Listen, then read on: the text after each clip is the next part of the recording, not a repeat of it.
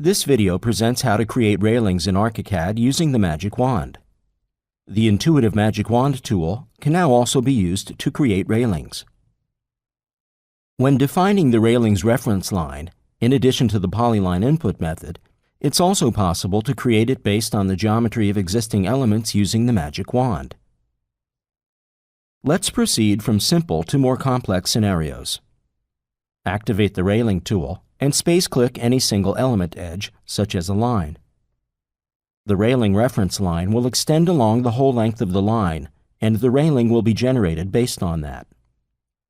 Similarly, if we space-click a chain of element edges, the railing's reference line will extend along their whole length. This may be an open polygon, or a closed polygon, as in cases of polygonal element types such as slabs, roofs, etc.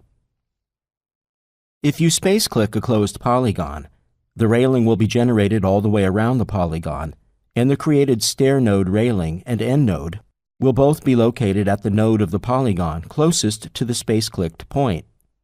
You may also space-click within the body of a straight, trapezoid, or polygonal wall. The railing in this case will be generated just like in the case of closed polygons, and the created railing starting node and end node will both be located at the node of the wall polygon closest to the space-clicked point. You can use the Magic Wand in the 3D viewpoint as well. For example, you can space-click a wall reference line, and the railing will be generated along the wall reference line. In addition, you can space-click the boundary of a single-plane roof, and the railing will be generated along the roof boundary line and will follow the slope of the roof as well. The generated railings, nodes, and segments will be associative only if two conditions are met. The first condition is that both the railing and node associativity and the segment associativity field of the railing info box must be set to the associative option before placement.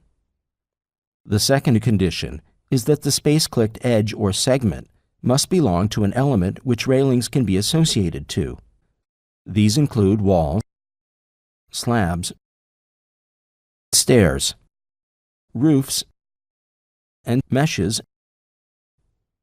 If the railing is associated to such an element type, when the element is moved or its geometry is modified, the railing is also updated based on the new geometry and position of its host element.